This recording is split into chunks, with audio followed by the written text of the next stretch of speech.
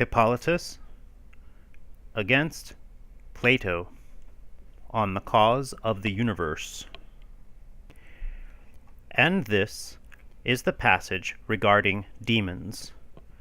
But now we must speak of Hades, in which the souls both of the righteous and the unrighteous are detained. Hades is a place in the created system, rude, a locality beneath the earth, in which the light of the world does not shine. And as the sun does not shine in this locality, there must necessarily be perpetual darkness there. This locality has been destined to be, as it were, a guardhouse for souls, at which the angels are stationed as guards, distributing, according to each one's deeds, the temporary punishments for different characters. And in this locality there is a certain place set apart by itself, a lake of unquenchable fire, into which we suppose no one has ever yet been cast. For it is prepared against the day determined by God, in which one sentence of righteous judgment shall be justly applied to all.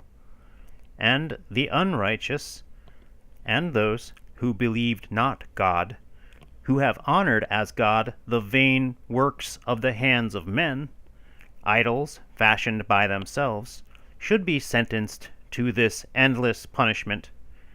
But the righteous shall obtain the incorruptible and unfading kingdom, who indeed are at present detained in Hades, but not in the same place with the unrighteous. For to this locality there is one descent, at the gate whereof we believe an archangel is stationed with a host. And when those who are conducted by the angels appointed unto the souls have passed through this gate, they do not proceed on one and the same way, but the righteous, being conducted in the light toward the right, and being hymned by the angels stationed at the place, are brought to a locality full of light. And there the righteous from the beginning dwell, not ruled by necessity, but always the contemplation of the blessings which are in their view, and delighting themselves with the expectation of others ever new, and deeming those ever better than these. And that place brings no toils to them.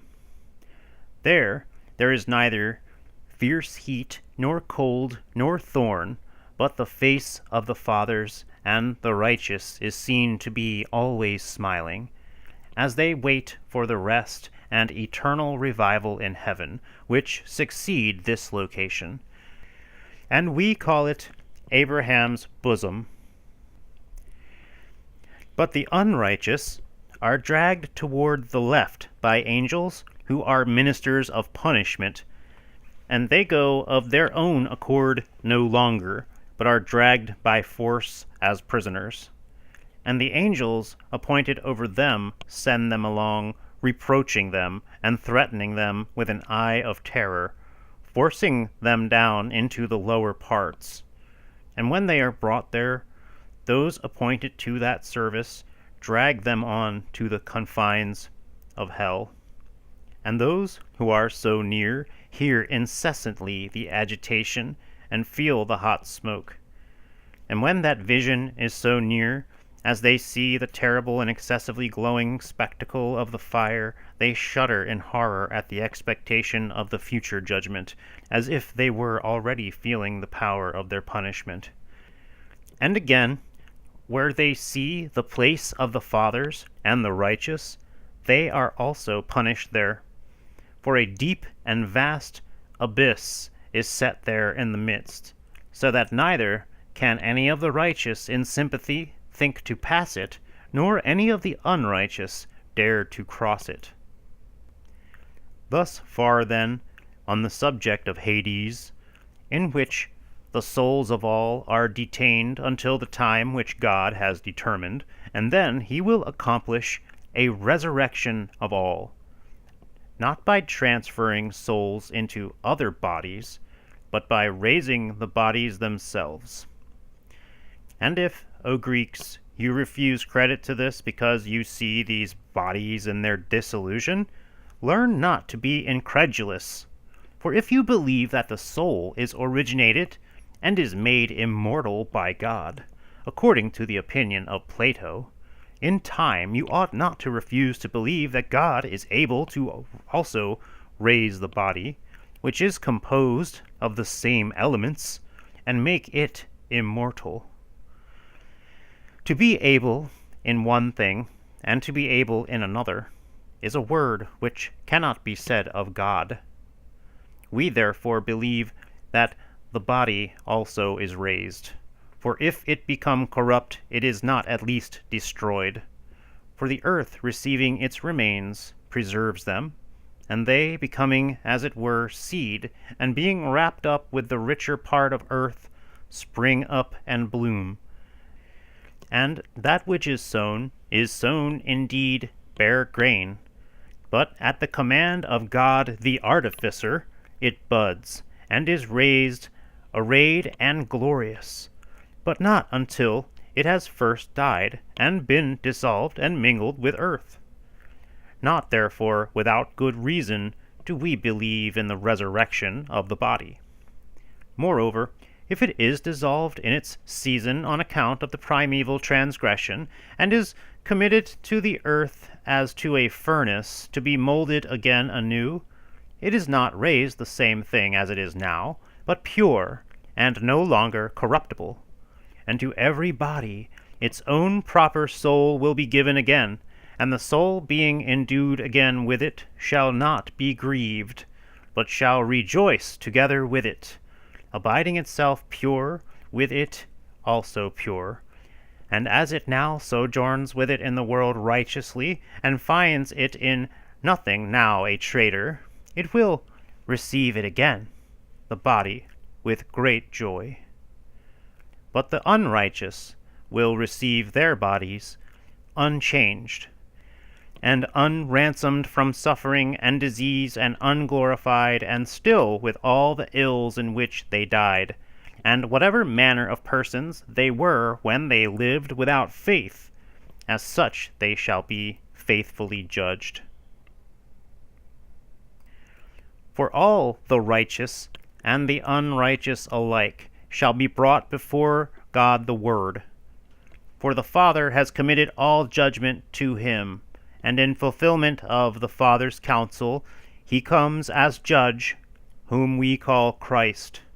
For it is not Minos and Rhadamanthus that are to judge the world, as you fancy, O Greeks, but he whom God the Father has glorified, of whom we have spoken elsewhere more in particular, for the profit of those who seek the truth.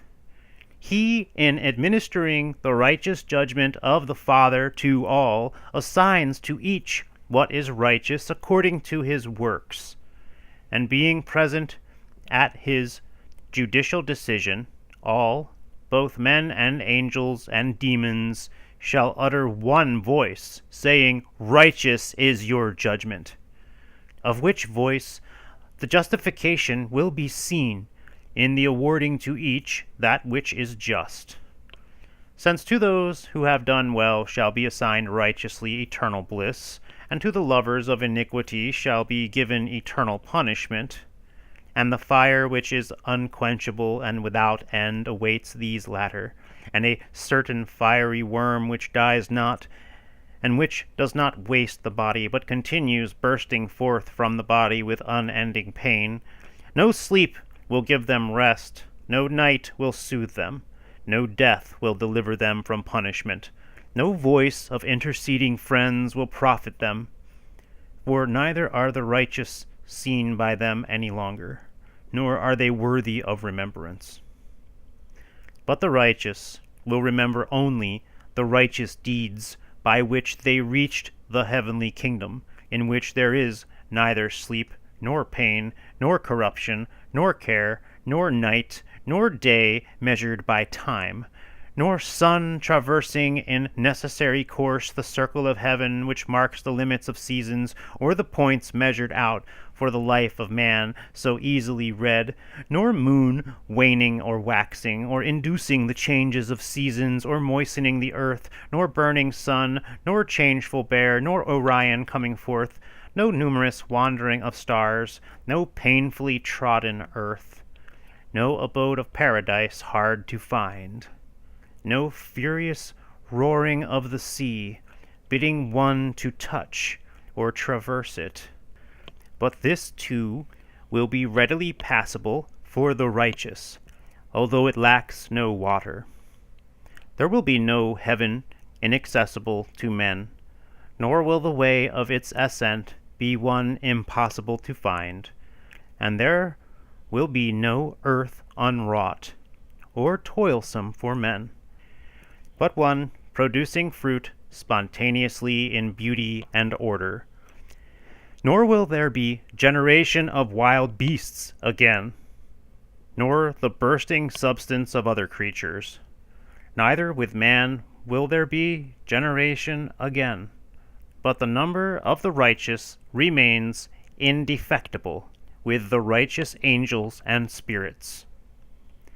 You who believe these words, O men, will be partakers with the righteous, and will have part in these future blessings, which eye has not seen, nor ear heard, neither have entered into the heart of men the things which God has prepared for them that love him.